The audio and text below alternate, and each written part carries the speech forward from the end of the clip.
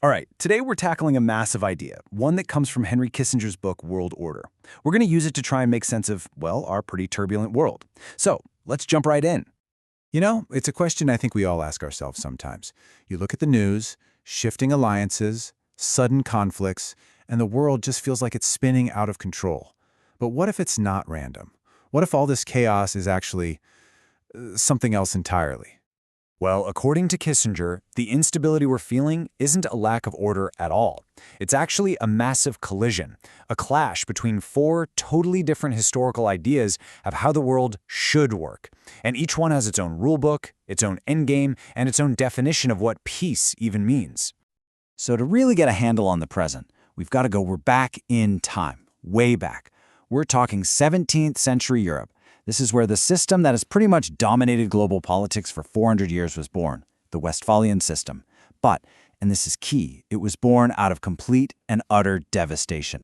1/3. I mean, just let that number sink in for a second. In some parts of what we now call Germany, 1 out of every 3 people died during the 30 Years' War. It was this unbelievably brutal mix of religious fanaticism and raw political ambition that just tore the continent to shreds. Europe was literally bleeding out. It was desperate for a new set of rules. Any rule.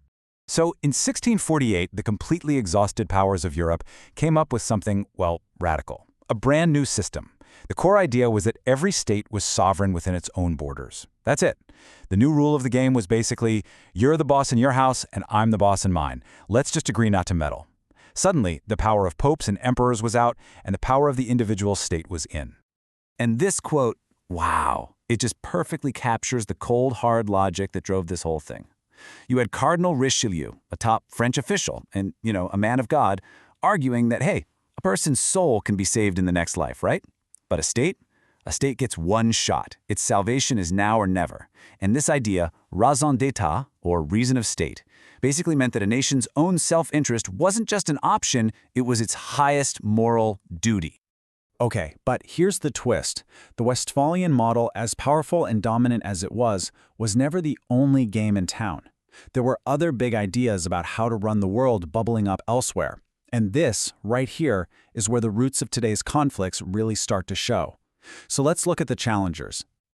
This table really lays out the fundamental clashes, doesn't it? Look closely. Only the Westphalian system is built on this idea of balance, of just keeping things stable. All the others, they're driven by these huge universal goals. Unity under one faith, a strict cultural hierarchy, the spread of democracy for everyone. You can think of them as 4 completely different operating systems for the planet. And the problem is, they're just not compatible. It's like trying to run an app built for one on a computer running another. It's just not going to work. Let's dig into that a little deeper. So, on one hand, you've got the Westphalian view, a world of independent states that are, at least on paper, legally equal. No one country is naturally better or more important than any other.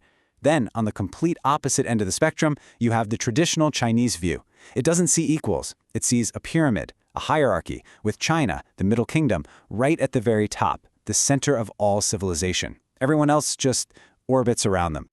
And man, this quote just says it all. A British ambassador shows up in China in 1793, trying to set up what he sees as equal trade relations. And the Qianlong emperor basically tells him, look around. We possess all things. We don't need anything from you.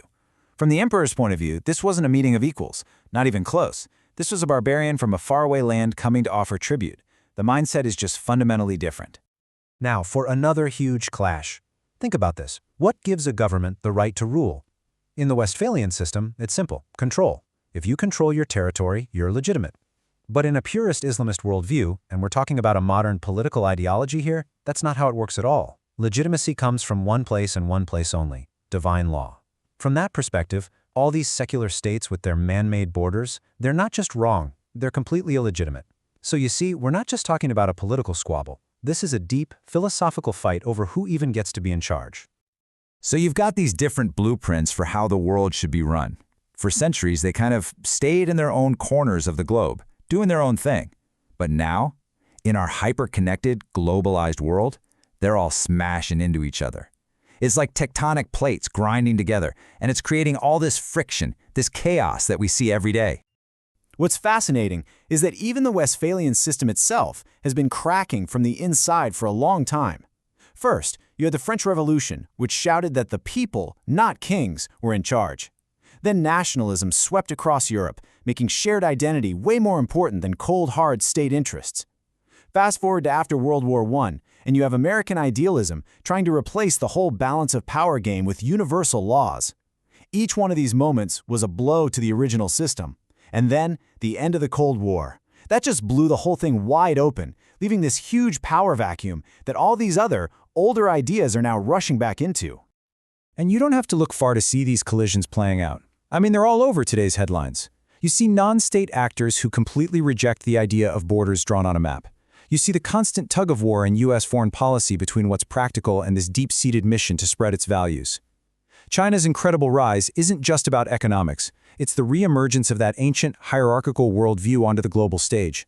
And so many conflicts in the Middle East boil down to a fundamental rejection of the whole idea of a secular state.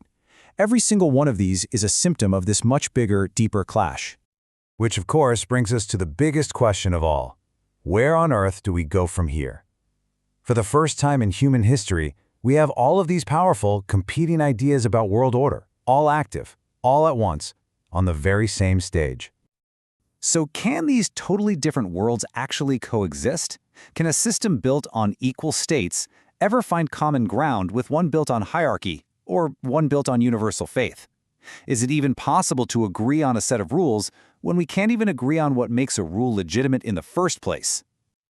Or are we witnessing the birth of something else, a new and maybe much more volatile global disorder?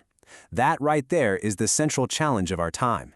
Are we building a new world order, or are we just learning how to survive in a world that might be permanently disordered?